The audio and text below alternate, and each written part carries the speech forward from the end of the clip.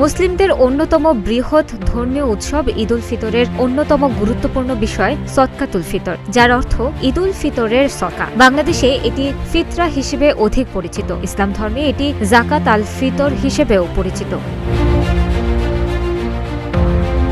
ইসলামী চিন্তাবিদরা বলছেন, রোজা পালনের সময় কোনো ত্রুটি বিচ্যুতি ঘটে থাকলে তা সংশোধন এবং সমাজের দরিদ্র মানুষ যাতে ভালোভাবে উৎসবে অংশ নিতে পারে সেজন্য এই ফিতরার বিধান রাখা হয়েছে। ফিতরার মাধ্যমে রোজা পরিশুদ্ধ হয়। এই ফিতরা দিতে হয় ঈদের নামাজের আগে। নামাজের পরে ফিতরা দিলে সেটি সদকা হিসেবে বিবেচনা করা হয় ইসলামে। সেক্ষেত্রে সওয়াব কম পাওয়া যায় বলে ইসলামের বিধান রয়েছে। ইসলামের দৃষ্টিতে যিনি জাকাত পাওয়ার উপযুক্ত তিনি ফিতরা পাওয়ার ক্ষেত্রেও উপযুক্ত হবেন।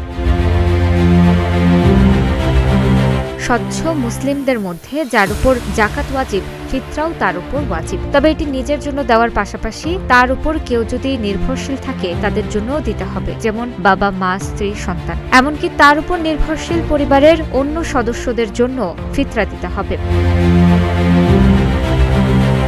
ইসলামে সামর্থ্যবান প্রত্যেক মুসলিম নর নারীর জন্য ফিতরা প্রদান বাধ্যতামূলক। এই ফিতরার পরিমাণ কত হবে সেটি নির্ধারণ করে প্রতিটি দেশ। 5টি পণ্যের বাজার দরের উপর ভিত্তি করে প্রতি বছর ফিতরার অঙ্ক নির্ধারণ করা হয়। এগুলো হলো আটা, যব, কিশমিশ, খেজুর ও পনির। এসব পণ্যের যে কোনো একটি দিয়ে ফিতরা দেওয়া যাবে। তবে বিভিন্ন ইসলামী চিন্তাবিদ বলছেন, ইসলামে যে 5টি খাদ্যপণ্যের কথা বলা হয়েছে সেগুলোর বাজার মূল্যের উপর ভিত্তি করে সমপরিমাণ অর্থ দিলেও চলবে।